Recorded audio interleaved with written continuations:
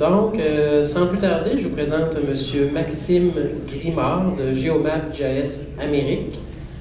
M. Grimard nous fera la présentation de la gestion de la signalisation avec SIGM Signalisation, si je le dis bien. SIGM Signalisation, merci. M. Grimard est diplômé au deuxième cycle en géographie à l'Université du Québec à Montréal. Maxime Grimard a fait une maîtrise sur les questions de transport, mobilité urbaine et plus particulièrement sur l'intermodalité aussi. Il a également participé en tant que chargé de projet à des projets de recherche mandatés par la Société de transport de Laval et l'Agence métropolitaine de transport. Il travaille présentement en tant que chargé de compte municipal chez GeoMap.js Amérique. Il fait la représentation des solutions géomatiques développées par GeoMap.js Amérique auprès des clients municipaux. Alors, M. Grimard, je vous cède la parole. Donc, voilà, alors je viens en effet vous présenter SIGM Signalisation, qui se trouve être finalement un module complémentaire à SIGM Web. Donc, SIGM, pour ceux qui ne connaissent pas, c'est l'acronyme donc Système d'inventaire et de gestion de l'information municipale. Et donc, SIGM Web, entre autres, fait partie de la suite SIGM. Donc, aujourd'hui, je vais à la fois vous présenter donc... juste un instant, je ne vais pas marquer. OK, c'est bon. Donc, je pense que je peux... C'est juste avec la résolution de l'écran, j'ai un peu moins de facilité. Donc, ici, on est vraiment dans la solution SIGM Web qui se trouve à être le diffuseur web. Donc c'est une solution que les municipalités vont implanter dans un premier temps pour diffuser la géomatique à l'ensemble des départements et également au grand public. Donc, c'est vraiment un outil qui permet l'interrogation de la base de données, mais qui n'est pas utilisé pour la gestion comme telle des données géospatiales, donc dans lequel on peut vraiment là, faire des requêtes multicritères. Donc, on va vraiment interroger là, la base de données. Là, en espérant que ça... Parfait. Et ici, j'ai... donc, dans l'environnement AutoCAD Map 3D, donc on a vraiment la puissance du CAD pour la gestion comme telle des données géospatiales. Et ça, ici, c'est la solution donc SIGM Infra. En ce moment, je suis sur les données de la ville de Sainte-Julie. Et donc, sans plus tarder, je vais... Donc, vraiment pour ceux, celles qui connaissent l'environnement CAD là, qui va être utilisé donc, pour les services d'ingénierie, qui vont être utilisés également le service technique, travaux publics. On a vraiment là, tous les onglets que l'on retrouve dans AutoCAD Map 3D. Et ici, à la droite, on a donc les objets GeoMap. Donc, à peu près tout ce qui peut être géoréférencé au niveau d'une municipalité sur un territoire donné, dans le fond, peut être géré dans l'onglet des objets GeoMap, donc au niveau des aqueducs, par exemple, que ce soit au niveau du cadastre, bon, et bref, donc j'en passe. L'objet de la présentation, c'est le nouveau module, donc SIGM Signalisation. Alors, sans plus tarder, je vais faire l'affichage complet à la ville de Sainte-Julie de l'ensemble de la signalisation. Donc, vous voyez le traitement qui est en train d'être généré.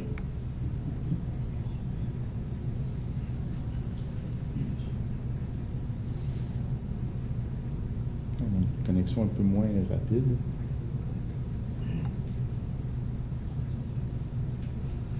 Okay. Voilà.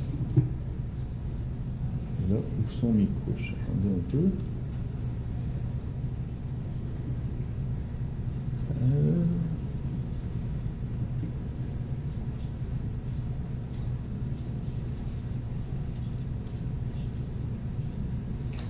Bon, excusez-moi, je ne trouve pas ma couche. C'est un peu embêtant.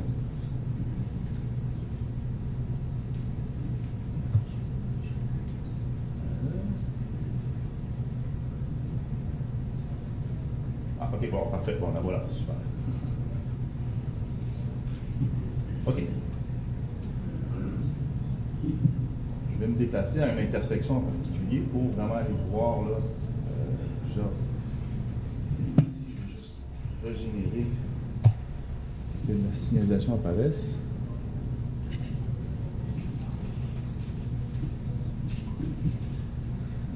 Okay.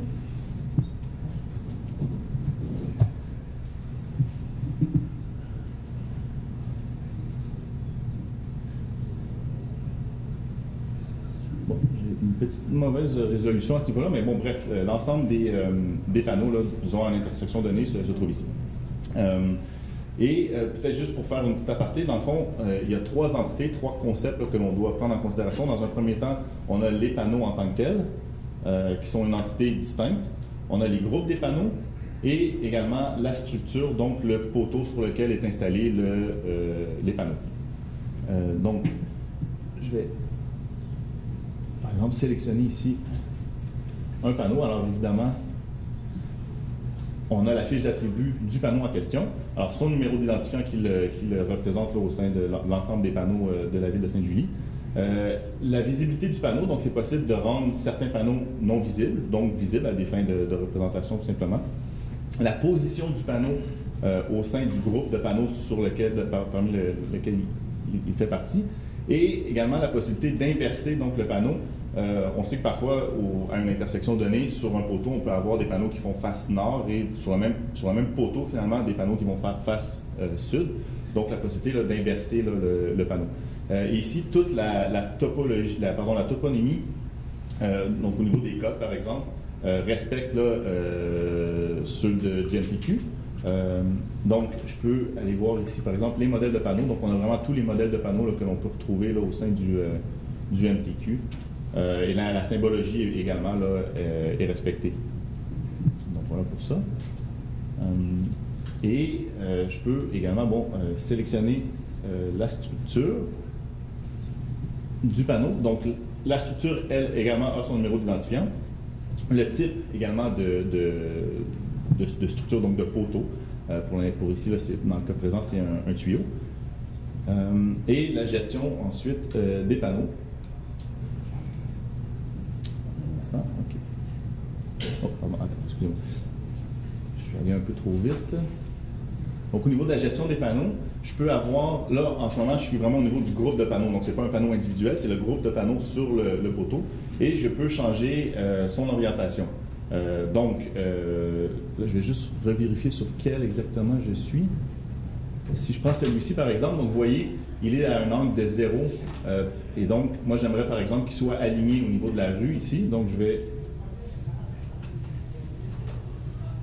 lui demander de me donner une orientation, par exemple, de 45. Et l'offset, en fait, si vous voyez, tous les panneaux là, à l'écran sont à un offset donc, de 3, donc et positif. Donc, à droite, si c'était négatif, ça se trouverait à gauche. Donc, ici, pour l'exemple, je vais tout simplement le changer, mettre, par exemple,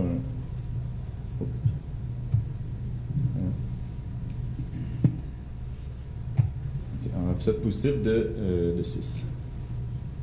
Et là, les modifications vont être faites dans l'environnement Map 3D. Elles n'apparaissent pas automatiquement. Je devrais réafficher l'ensemble des panneaux pour voir la modification. Par contre, l'objectif, c'est d'aller voir dans SIGIMweb, donc le diffuseur web, la modification en temps réel. Je vais simplement reprendre ici, par exemple, le numéro d'identifiant et faire une recherche.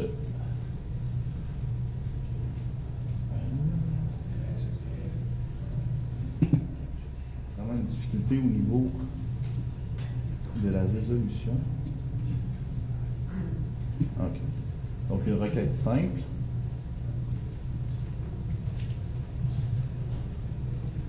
Donc, mon numéro d'identifiant.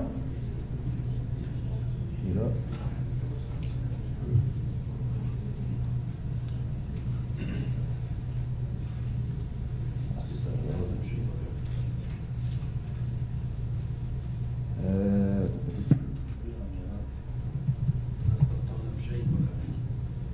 Mon objet n'est pas correct.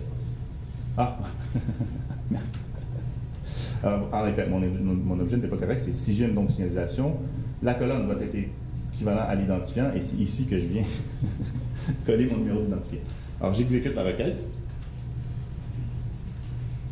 Alors là, il m'a trouvé le panneau sélectionné. Je vais zoomer directement sur le panneau qui se trouve donc ici.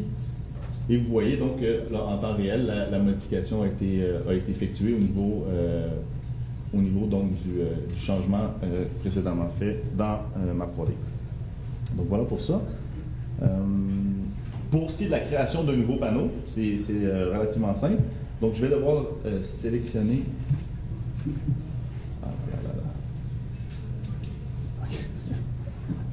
je vais devoir donc sélectionner, si j'ai une signalisation, je vais sélectionner l'objet en tant que tel que je veux créer. Et si je ne m'abuse, c'est bien celui-là pour créer. Voilà, donc là, j'ai par défaut une carte d'attributs du panneau. Et là, je vais sélectionner, l'identifiant va être généré automatiquement. Je vais sélectionner un panneau au hasard. Et là, automatiquement, j'ai la description, les caractéristiques du panneau en question. Là, je ne sais pas si je peux descendre. Je dois également sélectionner, par contre, la dimension.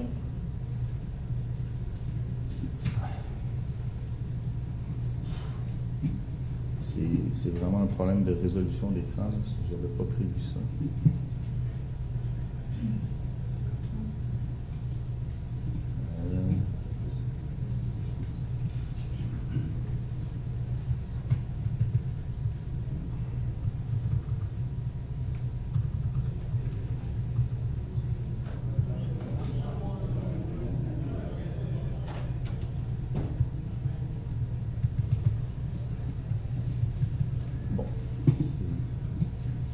Désolé, je n'arrive pas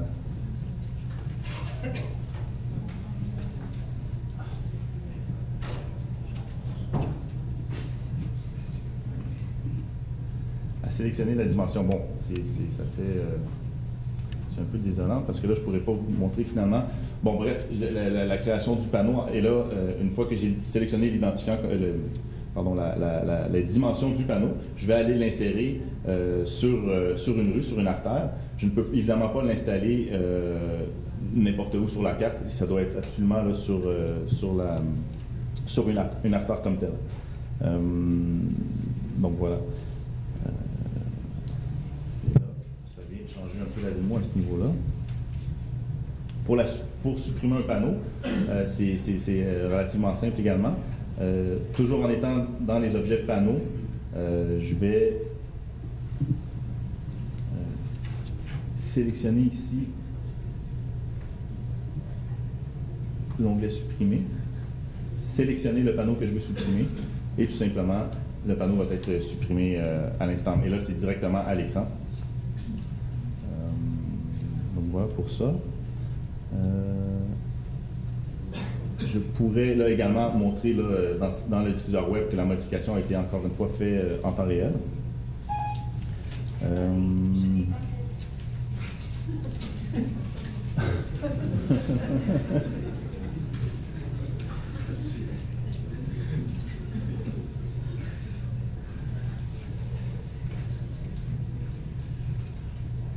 Ensuite, une autre possibilité, donc en sélectionnant la liste des panneaux, j'ai ici l'ensemble des panneaux donc sélectionnés. Donc c'est un menu, c'est vraiment là, la liste comme telle de mes panneaux.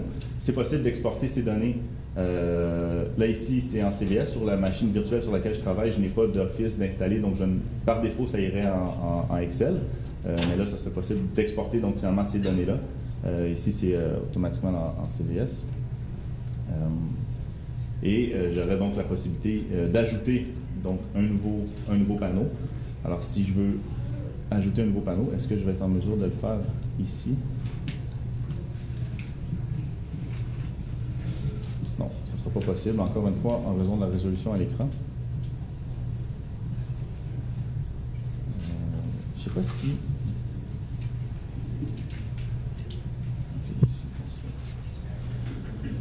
Bon, écoutez, puis finalement, le catalogue de l'ensemble des panneaux liés à la ville de Sainte-Julie. Donc, je pourrais aller chercher le catalogue de panneaux,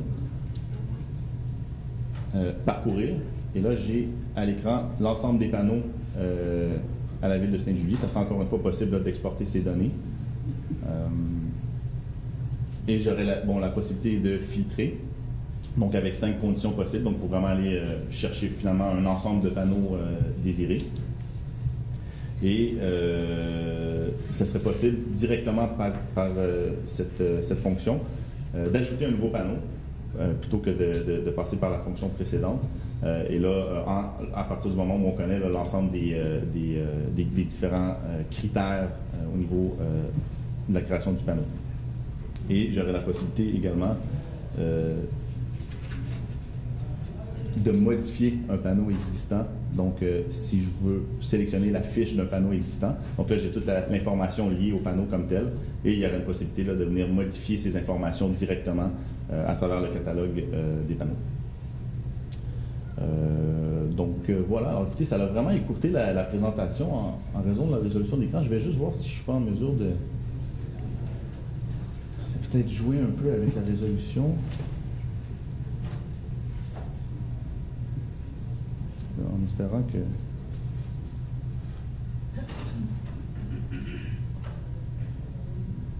Est-ce que je suis capable ici?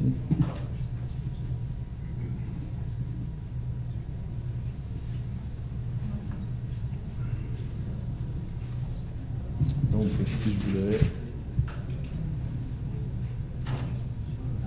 Panneau.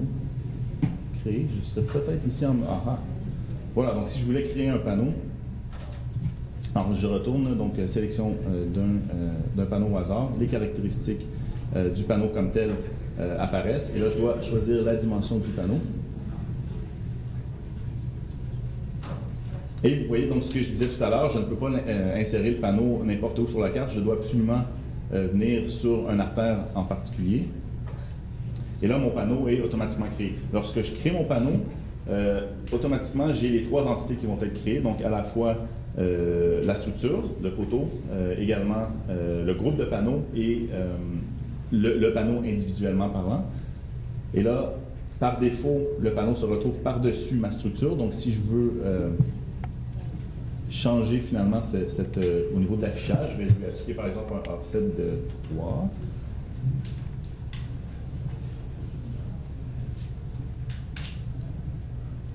Et je vais lui demander de refaire l'affichage complet pour à des fins de visualisation.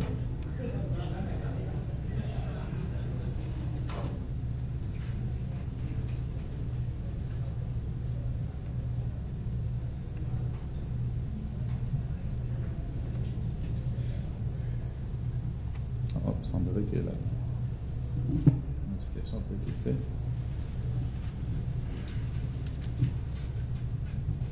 Positif.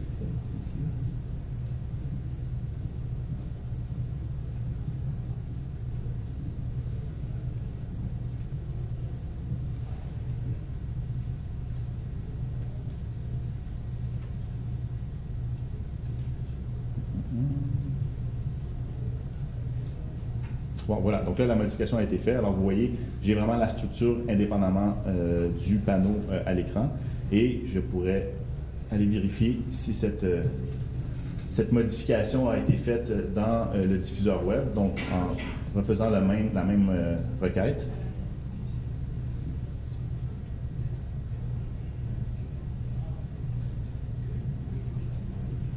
Donc, je vois ici, mon panneau est créé directement dans le diffuseur web et également là, la modification au niveau du déplacement vers la droite par rapport à la structure.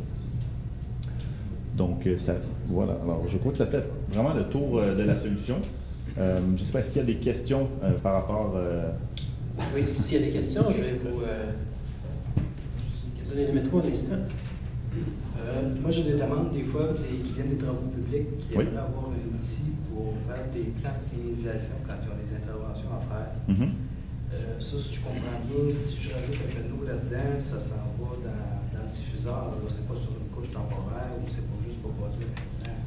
En fait, lorsque je crée un nouveau panneau, je le fais à travers AutoCAD Map 3D, qui est la solution qui gère vraiment l'ensemble des bases de données géospatiales de l'organisation. Donc, c'est une donnée qui est automatiquement créée dans la base de données.